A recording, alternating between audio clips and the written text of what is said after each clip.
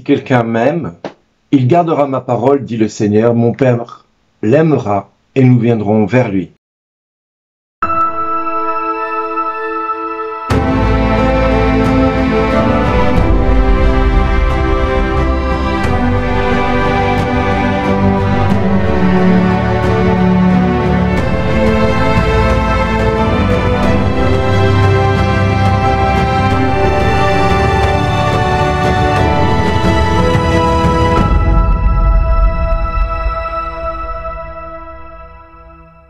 Aujourd'hui, le message vous est adressé par Bernard Dill. Bonjour les amis.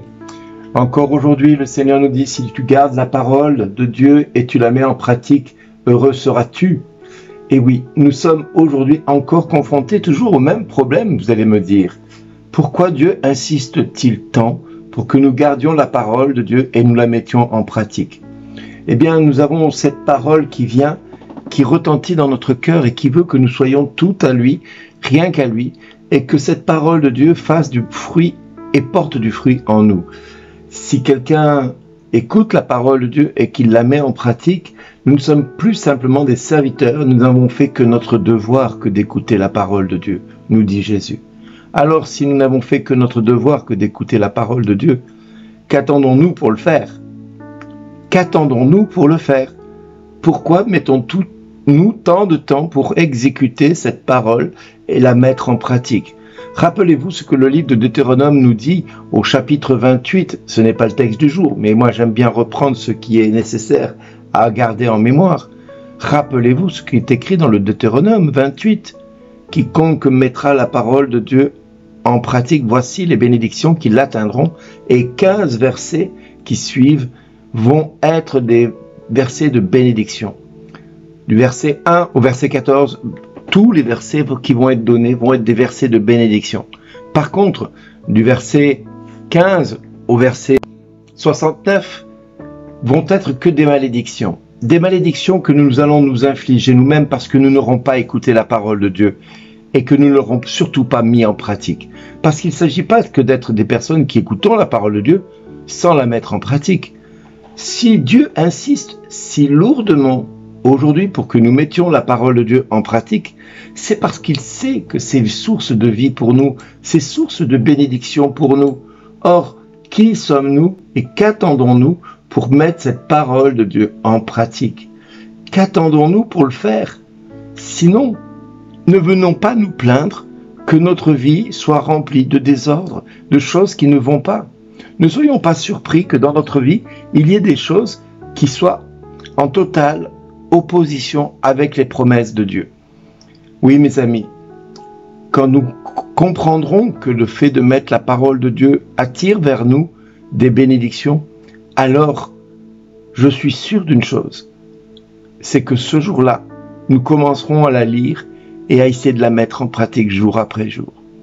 Voyez-vous, depuis quelque temps, j'essaie de faire comprendre à ceux qui m'entourent, à ceux qui m'appellent, à ceux qui me sont proches, que la parole de Dieu est quelque chose qui greffe dans mon cœur un désir ardent, celui de plaire à mon Seigneur, celui de ne pas rechercher ce qui m'est important pour moi, mais de rechercher ce qui lui est important pour lui, et de chercher sans cesse à faire plaisir à ce qu'il est, à ce qu'il vit.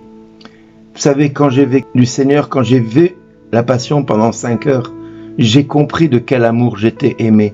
J'ai eu cette grâce. Et cette grâce m'a permis de comprendre que cet amour était un amour exclusif pour chacun de nous. C'est un amour qui n'a pas cessé d'être donné, livré totalement, gratuitement, jusqu'à que nous soyons pleinement en harmonie avec lui. Être en harmonie avec lui, c'est-à-dire être totalement synchrone avec les versets de sa parole. C'est-à-dire être complètement synchronisé avec ce que lui veut et attend de nous.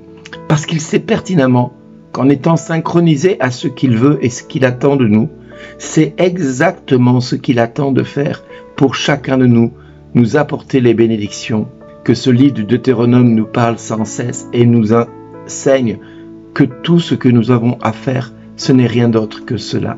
Alors, le psalmiste qui explique en long et en large, qu'il bénira le Seigneur toujours et partout, qu'il bénira le Seigneur en tout temps, qu'il aura sa louange sans cesse à ses lèvres, qu'il se glorifiera dans le Seigneur, et que les pauvres qu'ils l'entendent et soient en fait, ce n'est pas pour rien, parce que justement, nous avons tout intérêt à comprendre cela. Et le livre de la sagesse ne cesse que de nous faire comprendre combien c'est important d'écouter ce que nous entendons tous les jours à la messe, avec tous les textes qui nous sont donnés par l'Église. Oui, mes amis, il ne s'agit pas que de dire « je vais à l'Église et je me contente d'être un bon pratiquant, religieusement correct, politiquement correct », mais on n'en a rien à faire et Dieu non plus n'en a rien à faire. Des pierres, il peut en trouver des disciples, vous savez, il peut en faire des disciples. Mais de nous, il attend de nous que nous soyons dans une totale obéissance pour être bénis, parce que les justes ont la grâce d'être dans la main de Dieu. Aucun tourment n'a prise sur eux, nous dit le livre de la sagesse. Aux yeux de l'insensé, ils ont paru mourir. Leur départ est compris comme un malheur, et leur éloignement comme une fin, mais ils sont dans la paix. Quand bien même la mort vient à les frapper, ils sont dans la paix. Au regard des hommes, ils ont subi un châtiment parce que rien ne va comme ils veulent, mais l'espérance de l'immortalité les comblait complètement.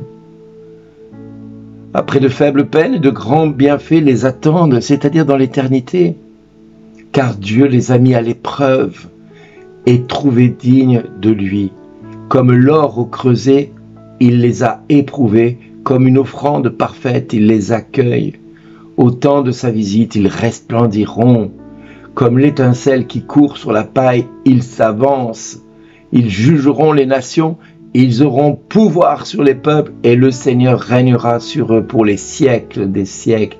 Qui met en lui sa foi comprendra cette vérité-là, et ceux qui sont fidèles resteront dans l'amour près de lui. Pour ses amis, grâce et miséricorde, il visitera ses élus.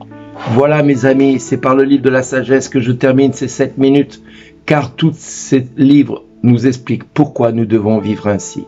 Soyez bénis, merci d'exister.